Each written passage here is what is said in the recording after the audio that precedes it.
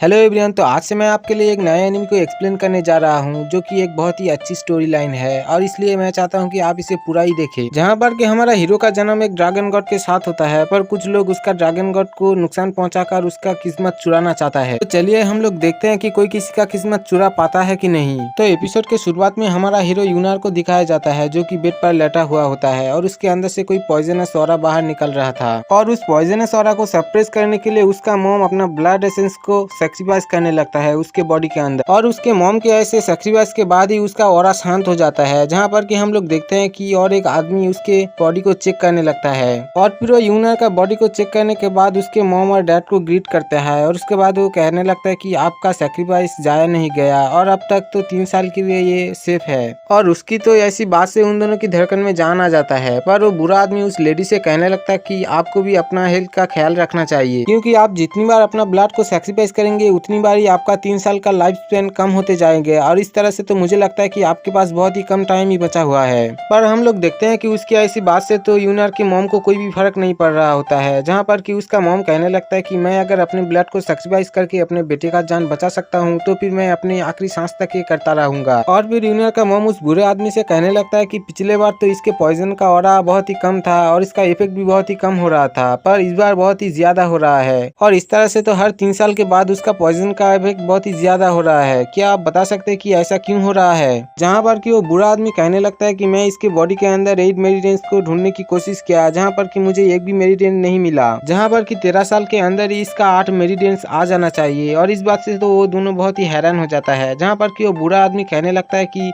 इसका मतलब ये है कि इसके पास ही और सिर्फ 3 साल ही है। पर तभी हम लोग देखते हैं कि यूनर भी जाग जाता है और वो कहने लगता है कि इसका मतलब कि मेरे पास सिर्फ 3 साल का ही लाइफ टाइम है। और उसकी ऐसी बात से तो यूनर का मॉम और डैड बहुत ही परेशान हो जाता है, जिसके बाद कि यूनर कहने लगता है कि ये ड्रैगन पॉइजन क्या है और ये मेरी बॉडी में कैसे आया। इस ड्रैगन पॉइजन की वजह से आप लोगों को इतना तकलीफ उठाना पड़ रहा है, और इसलिए मुझे लगता है कि अब वो टाइम आ चुका है, इसके बारे में आप मुझे बताएं। और फिर यूनर का डैड बहुत ही उदास हो जाता है और उदास होकर वो उसे बताने लगता है, जहाँ पर कि वो उससे पूछता है कि क्या तुम जानते हो दाऊ डायनेस्टी के बारे में। पर यूनर को इस बारे में कुछ भी पता नहीं होता। जहाँ पर कि उसका डैड कहने लगता है कि दाऊ डायनेस्टी एक टाइम हमारा हुआ करता था और उसका किंग मैं ही था। और डैड की तो ऐसी बात से यूनर बहुत ही हैरान हो जाता है, जिसके बाद कि यूनर का डैड बताने लगता है कि एक टाइम था जब उस डायनेस्टी का किंग मैं ही हुआ करता था, और उसके बाद एक टाइम यान क्लान ने हम लोगों के ऊपर हमला कर दिया, और उसके बाद से आज तक दाऊ डायनेस्टी को उन लोग ही कंट्रोल करते आ रहे हैं। और फिर उसका डैड कहने लगता है कि उस रात तुम पैदा होने वाले थे, तुम्हारा मॉम रूम के अंदर था और मैं महल के बाहर पहरा दे रहा था। और इसी के साथ ही हमें उस रात का सीन को दिखाया जाता है, जहाँ पर कि महल के बाहर महाराज पहरा दे रहा था और उसके सैनिक भी वहाँ पर चारों तरफ का काम कर रहा होता है।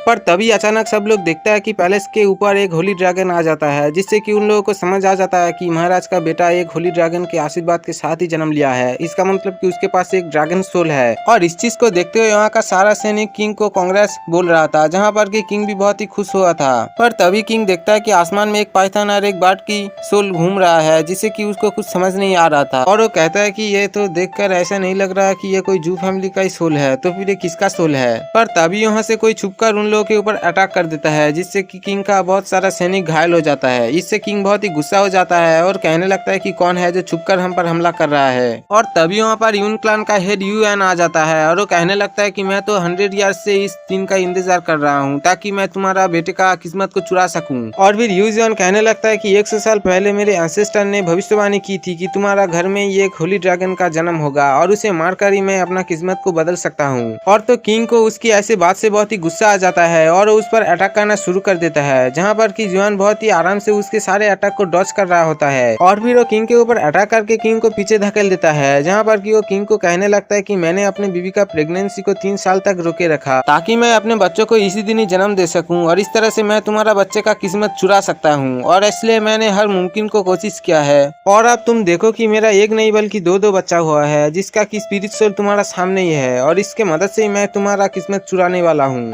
और फिर वो ये कहते हुए किंग के ऊपर अटैक कर देता है, जहाँ पर कि किंग अपने स्पीयर के साथ उसे डॉच कर रहा होता है। और फिर जुआन कहने लगता है कि अगर कोई बच्चा एक ही ईयर में, एक ही मंथ और एक ही डे में पैदा होता है तो फिर वो एक दूसरे का किस्मत को चुरा सकता है। और उसकी ऐसी बात से तो किंग को बहुत ही गुस्सा आ रहा होता है और वो कहने लगता है कि तुम ऐसा कैसे कर सकते हो, तुम्हारे साथ तो हम लोगों ने कुछ भी बुरा नहीं किया, तो फिर तुम हम लोगों के साथ ऐसा क्यों कर रहे हो। और फिर जुआन कहने लगता है कि जू फैमिली का टाइम लाइन अब खत्म हो चुका है और इसलिए तुम्हें अपना बेटे का सैक्रिफाइस जरूर देना होगा। और फिर दूसरी दूसरी तरफ हम लोग जू फैमिली का सैनिकों को देखते हैं जो कि यूजुआन के सैनिकों को रोकने की कोशिश कर रहा होता है, पर वो किसी भी हालत में उन लोगों को रोक नहीं पा रहा होता है। और फिर यूजुआन अपने पावर की मदद से बहुत सारा स्पिरिचुअल तलवार को बनाकर किंग के ऊपर अटैक करने के लिए तैयार हो जाता है, जहाँ पर कि किंग भी अपने पावर को एक्टिवेट करते हुए तैयार हो जाता है उसके ऊपर अटैक करने के लिए। और फिर वो दोनों एक दूसरे के ऊपर खतरनाक अटैक करना शुरू कर देता है, जहाँ पर कि उन दोनों के बीच एक खतरनाक पावर क्लैशिंग हम लोगों को देखने को मिलता है। दूसरी तरफ हम लोग किंग के सैनिक को देखते हैं जो कि अभी पैलेस के गेट को प्रोटेक्ट करने की कोशिश कर रहा होता है, पर तभी वहाँ पर एक आदमी आ जाता है जो कि वहाँ पर आते ही उन लोगों के ऊपर अटैक कर देता है और वो इस तरह से सेनापति को ही घायल कर देता है। और इस तरफ तो यूजुआन अपने पावर को बढ़ाने लगता है और उसके ऐसे बढ़ते हुए पावर के सामने किंग कुछ भी नहीं कर पाता और वो बहुत ही इंजर्ड हो जाता है, जिससे कि उसका एक हाथ भी कट जाता है। और इस तरह से किंग के साथ किंग के सेना भी बहुत आराम से हार रहा था, जहाँ पर कि वो लोग भी बहुत ही इंजर्ड हो रहा था। और फिर यूजुआन किंग से कहने लगता है कि मैं तो 100 ईयर से इस प्लानिंग को कर रहा हूँ, इसलिए तुम एक दिन में इसके अगेंस्ट कोई भी स्टेप नहीं ले सकते।